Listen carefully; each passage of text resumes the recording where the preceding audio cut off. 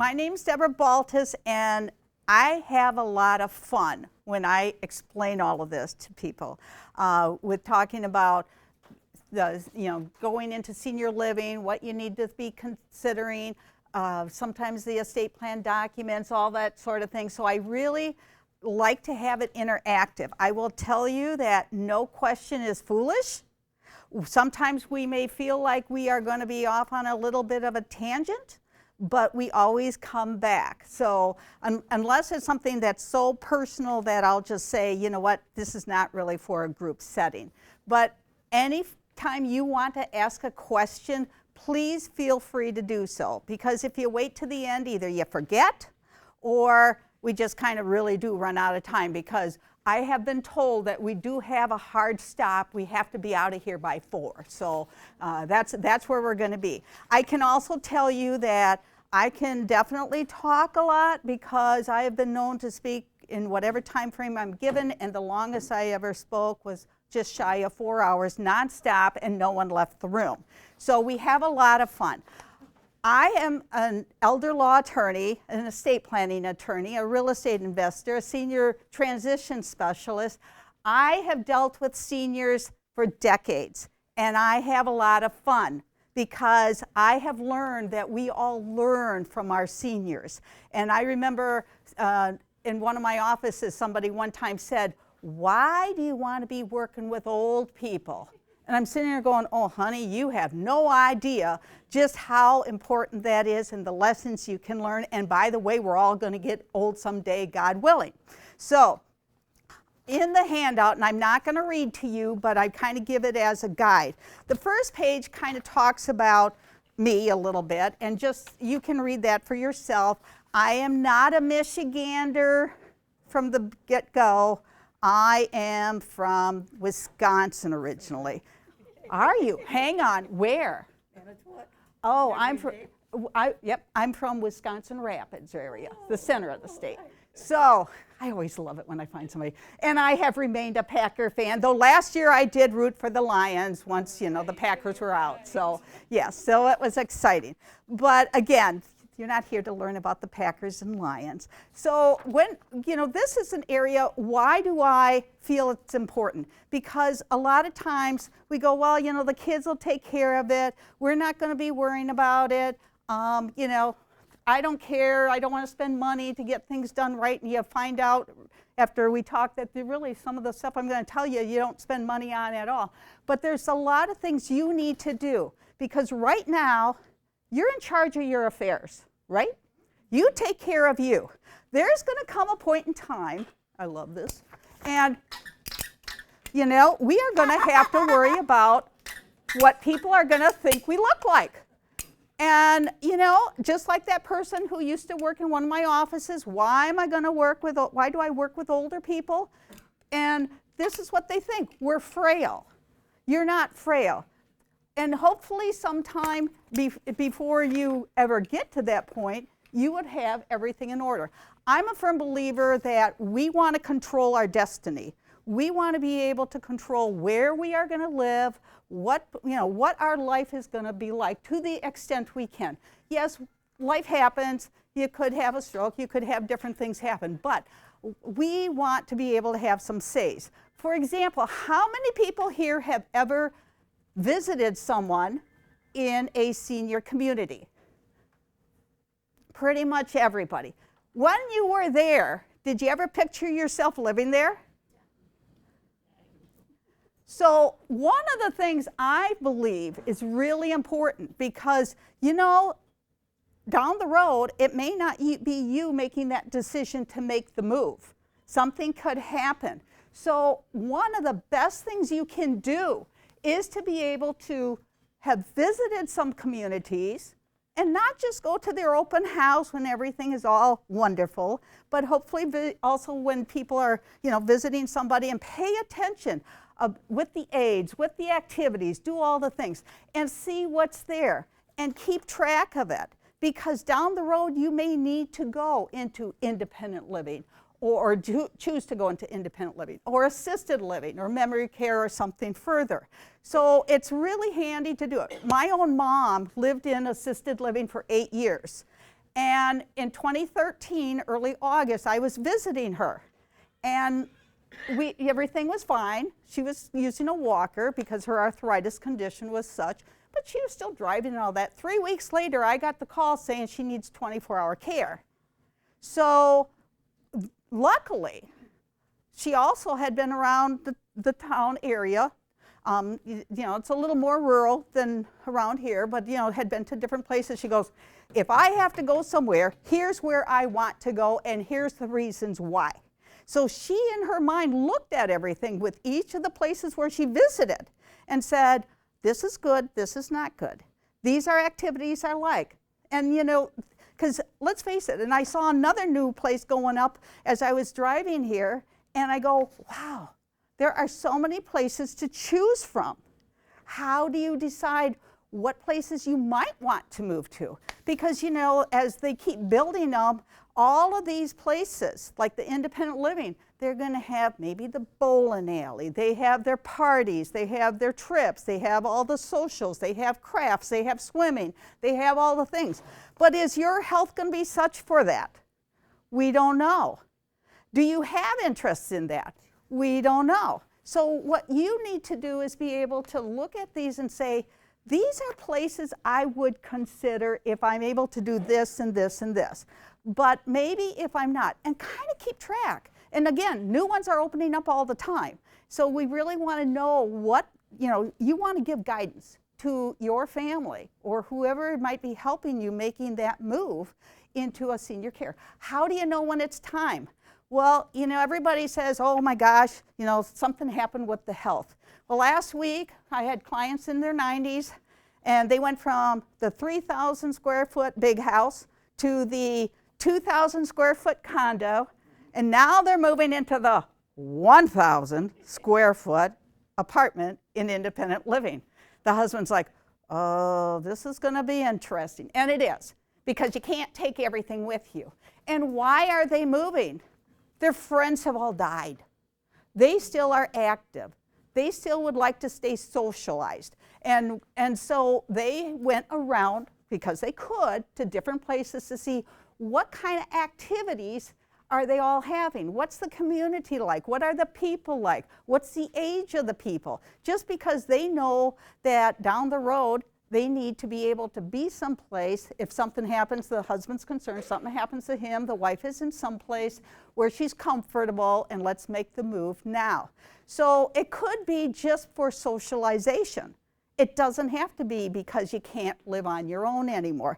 And the first page, and again, I'm not going to read to you, but the first page of the handout gives us some ideas of when do we start worrying about, is it time to look at moving into some type of senior care or an apartment or someplace smaller, because you know, life happens. And so sometimes we look at, is the person having a lot of falls? Is there some memory decline? You know, normally we do not go from memory, you know, having a great memory to substantial memory loss overnight. I can also tell you that somebody, Scott and I helped out this past year, in the 9 months we knew them, less than 9 months, when I met him, I could see the husband was a little bit of memory issues, but you know, he could still take care of things, and he drove and did all this, and we had him, you know, and he signed a power of attorney when I found out they didn't have it. And in these 9 months, less than 9 months, he went from living independent in the condo to going and being in a 2-bedroom independent living apartment to being in memory care, and he has passed away for over a month now. It was such a fast decline. I actually never saw anyone decline so quickly. He became a skeleton, and it was just those things happen. And you know, that's the other concern you have. If something happens to you, do you know, what kind of place? Who's going to be there to help you out in the future? Are kids or other family members living nearby? Do they have room in their house? Are you going to have to be somewhere? There's a woman I help out. She's special needs. She's in her mid-60s. And she is living in what used to be a continuing care community that is now really more of a rental, but because she was already there, she will continue to have that ability for continuing care. She has a couple brothers, one out of state, one in state, and they really don't have much to do with her. So, over 20 years ago, I promised her dad, because the mom had passed away a few years earlier, I said, if anything happens, I will watch over her. 20 years later, I'm still watching over her. And so back of all times, in October of 2019, I said to her, you know, there could be a point in time I may not be here. If something happens to me, who are you going to turn to for help? And make sure everything, you know, because I take her shopping, I do different things for her. And we looked at it and I said, I think you need to look at some places just to play it safe. So a friend was helping with, you know, her, because, you know, again, she's in Dearborn, I'm up here, I'm in Troy, and I knew somebody in Dearborn Heights who could kind of help out with driving her places. And so they went looking. Little did I know, within 2 days, she found the place to move in. And I said, why do you want to move there? She goes, well, Deborah, I looked at it, and they have a lot of crafts. She loves arts and crafts. They got choices on where you're going to eat, because, you know, she don't want to eat that rabbit food stuff all the time. That's what she'd call salads. And, you know, she could go, and they had medical there. So there was a clinic in there. There's all the things. And this was a continuing care. So as her health declined, because again, she has special needs, so there's a good chance her health would decline, she could stay in that facility, okay? She would not have to move.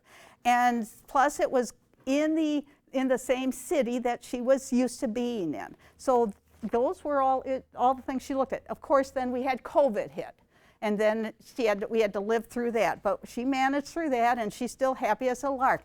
And what happens is, and people get nervous, they go, oh, I don't know, I'm not going to know anybody. I can tell you she has made a ton of friends. When she's had hip replacements and the second one didn't go as well as the first one, and she had to go into like one of those subacute places for therapy, she ends up coming back out, and we went over and picked up her mail and things like that and some extra clothes, and everybody's like, when are you coming back? When are you coming back? And some of them, because of where she was at having her therapy was attached, they would come through the walkways to visit her. And I go, look at that, she's got friends, because she was living alone at the house. The blinds were closed, the windows are closed, you know, she was the type of person who didn't really venture out except to go to church and a little bit of shopping if somebody would drive her, because she didn't drive. So, you know, I wanted her to have the socialization, and she's just very happy there. She's got all their friends. My own mom became the social butterfly. You know, there's living in the country, and it's not a really high income area that I'm from. People, you know, you don't care really so much how you're dressing and stuff, because you're outside doing your gardening and this, that, the other. She goes to assisted living. Got to wear the necklace. Got to put on the earrings. Put a little lipstick and makeup on, and of course have a nice top on. And then I committed the horrible thing of, oh, Mom, you know, once she was able to not be in a wheelchair all the time and was walking, we got her really good walking shoes. I bought her Asics, and if you know anything about these Asics, they're kind of like the shoes I have here they're very colorful.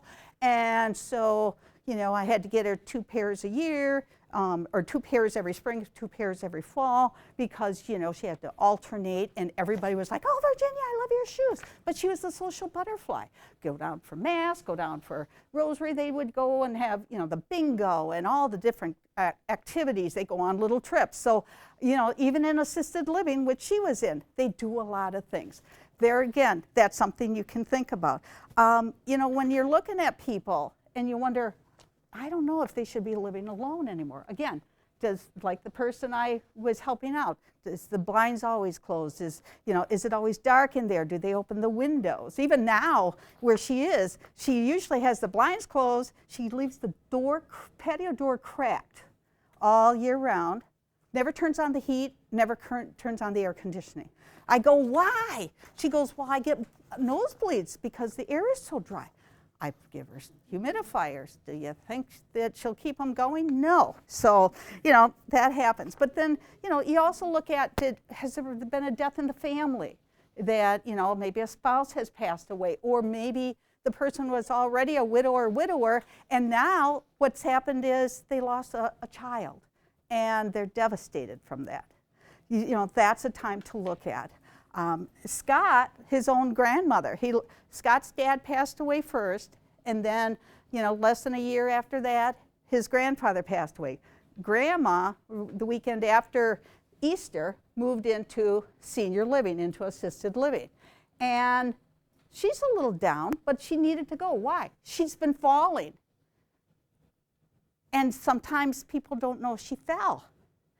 Somebody has to show up. And that's the big thing. Not always do people show up to see what's going on. They also, you kind of look at what is their hygiene? Are they staying clean? Do they, do they bathe themselves on a regular basis, or do you go, oh my goodness, when you meet up with them and give them a hug? There's a lot of things. Are they running to the hospital a lot? Again, the first page tells you a lot of that sort of thing. And you kind of need to watch your family and your friends to see, are there changes going on that might indicate there's something going on with them where maybe they should not be living alone anymore. Then, the next page has a whole lot of information, a lot of little bullets. And the reason for that, and oh, by the way, the third page is a page where you can write notes if you want. On the second page, some of the things I want to talk about. And I'm not here to spend 2 hours talking on estate planning, but I am going to tell you there are, in my opinion, the necessary estate plan documents. Remember I told you about the gentleman with the memory issues, and within 9 months he was passed away, and we had to sell their home. If we hadn't had that power of attorney in place to sell given the wife the power to sign on his behalf to sell the home, couldn't have done it.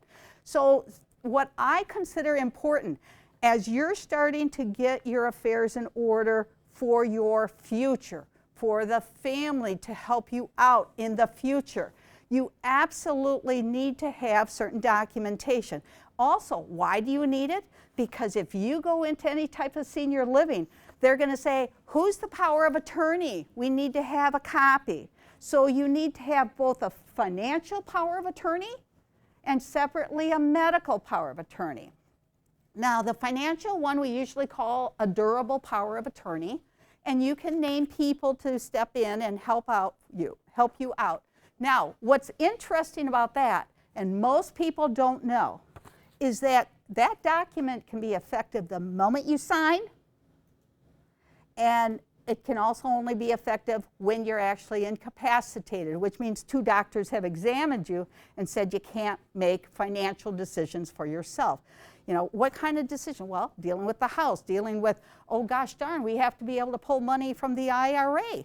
Got to take that RMD. We all kind of know what RMDs are. Those are required minimum distributions. You got to be able to do that. Nobody has legal authority. Without legal authority, they're heading to probate court for conservatorships when it's financial. They're going to want to know who's in charge of medical, because when that phone call rings, and I can tell you for 8 years, that phone was near my bed, and the phone didn't ring during the day. It would ring late at night and early in the morning, usually starting about 5 or so in the morning. Why would it ring for me at 5 or so in the morning? Because my mom is a morning person, and she would get up she told him, wake me at 5, because she likes to get up early, because she's always done that. So when they go to get her, if she's not doing well, I get the phone call. So, and I just happen to be 600 miles away. And that may be your case too. Your kids or whoever would be the people helping you may not be right next door. So you need to have that to be able to say, okay, here's the people to contact if need be, and they can make decisions for me if I can't. But there's another form most people forget about or actually don't even know about. When you go to a doctor, they go, here's this privacy form, this HIPAA form, and who can we talk to? And usually, you may only put one name on or something like that, maybe a couple. But what happens is that form is good for that doctor, that form is good for that hospital visit, And there is a form out there, it's a one-pager you could be getting that says to anybody, here's the people, all the different people, because you may want these 2 people making your medical decisions, but it's okay if these other ones talk to the doctors, find out how you're doing, or the nurses. So you want to be able to do that, and that's a HIPAA authorization form. And it's great because it's one page, you can hand out copies to anybody you want, and away you go. And so that's another one for medical. The other thing is, and again, people don't realize, what about if you own a home? How many of you own a home? Okay, pretty much everybody. There's a few. So if you own a home, and let's say either you pass away, that's when the deed becomes real important, or if you become incapacitated. If you can't handle the sale of your home, then you're going to have a power of attorney for somebody to do it for you while you're still living. When you die, the most common asset that goes through probate is going to be your house. And most people don't understand that with a simple one page, depending on the legal description, it may take 2 pages, but a simple deed can keep your house out of probate.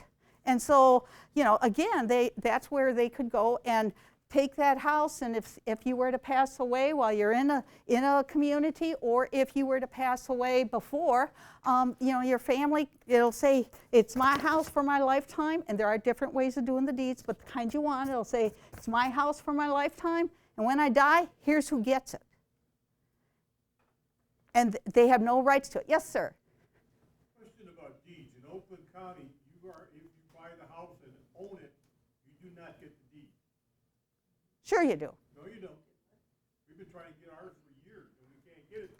Oakland County clerk will not give it to us. Well, you can get a copy of it. Absolutely can get a copy of it. The question was about Oakland County and getting the deed. You can actually get a copy of it. You can go online, and there's a website you can go online to, and you can get a copy. You can also, if you went down to the county, you could get a copy of it. Because what they do now, in the old days, you'd send it in or drop it off, and they'd put these stickers on it and all of that, and then mail it back to you. Or sometimes what they did is it would be mailed back to the title company where you bought the house, and you never actually received it. So you'd almost have to know what it said at the bottom of the deed, if it said when recorded returned to you, or when recorded returned to somebody. But if you go online, it's very easy to be able to find. They said they wouldn't give it to me. Well, you can get a copy of it, and you can get, you don't have to necessarily get an original. You can get a copy. As long as it's been recorded, it doesn't matter if the original has disappeared, as long as it's been recorded.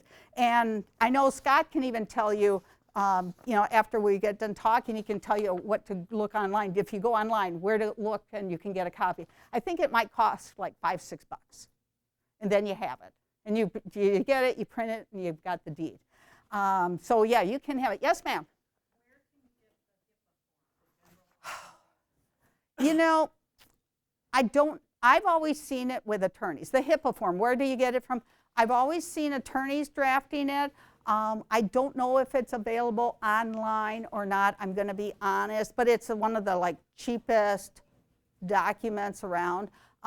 Again, even though the doctor's office will give you the privacy thing, like I said, that's good for that doctor's office. Usually it's a one page, so typically you'd see maybe a $25 charge by an attorney. Some of them will charge you $100 because they can, but I would say $25 is real good for a one-page piece of paper. So, but you could look online too and see if they have something, because it's not a Michigan document, it is a federal document. So it ought to be online. I just personally have never looked because, I draft it myself for my clients. Any other questions? Yes, ma'am. If you have a trust, would that take the place of the quitclaim deed, or is it two different things? Okay, the question is, if you have a trust, does that take the place of the quitclaim deed? No. What happens is, unless you bought your home in the name of your trust to begin with, And she said, nope, didn't do that. Then you have to have a deed that says, I am transferring my home into the trust. Does it say when you die? It can say when you die, or it can say immediate. Usually we don't worry about if it says when you die. Well, actually, I would rather it say when you die, because if by chance you run through all your money and you ended up in a facility that would be Medicaid, you couldn't be on Medicaid and have your home in a trust at the same time. So it's easier to do the kind where you own it for your lifetime, and upon your death it goes to the trust. Okay? But your home is not automatically in the trust. None of your assets are automatically in the trust, even though there are attorneys, I will say, there are attorneys who will tell you, oh, just list everything on this schedule attached to the trust and it's in the trust. It doesn't work that way. I have another question. My home's paid for. Excuse me. After my husband passed away, I got the trust. My tax documents come in a trust to pay the taxes for my house. It says it's in a trust, so I'm not following you there. Okay. The question is, her and her husband own the house, and she has a trust that she didn't create while her husband was alive, and so now the paperwork is saying that the home, the tax bill comes in the name of the trust. Correct. The tax bill. So what's interesting is the tax bill is based on whatever is filed on what's called a property transfer affidavit, a form that says trust on. So somebody filled out a form, maybe you did. When you got your trust, I would have assumed the attorney did a deed that would have recorded your home into the trust. But if they didn't record it, and you're in Oakland County, if they didn't record the deed at the Oakland County Register of Deeds, your house isn't in the trust. If they did record it, then what they had you do is also sign a property transfer affidavit that says, yep, I own the house, my husband passed away, it's going from him and I to my trust, and it would have, and then your tax bills would say trust. But the tax bills are always based on what is filed with the taxing authority, the city, the village, that sort. Yeah, yeah. Okay. Yeah, but that's really and sometimes you'll see some people will file the deed and they won't file a property transfer affidavit because they feel more comfortable keeping the other spouse's name on it, so that if anybody does a look-see online, they'll see, oh, there's two names, so it's kind of a protection for the widow that's left behind. Yes, ma'am. Now, do you have in your trust the names of who it goes to? Mm-hmm. All the assets and things. If you're the trust itself, and I know the trust is one of the ways to avoid probate, and that's what it does, but you have to actually move the assets into the trust. So you would have to ultimately have a deed that says your home's in the trust. Have your bank accounts name the beneficiary of the bank account, the trust, if you haven't changed the owner to the trust. Your life insurance can name the beneficiary as the trust. Your investment account can be in the name of the trust or name the trust as a beneficiary. So what you have to do is your assets. And since I want to move on to the rest of this because it is real important, and I know we only have so much time here, but if one of the best things you can do, and most parents don't do it, I can't tell you how many parents don't want their kids to know what they have. And I understand that. But there comes a point in time, there's got to be something that the kids can refer to. One of the best things you can do for your family, or whoever is going to be left behind to take care of things, is to take everything you own, a list of all the different things you own, whether it's a bank account, an IRA,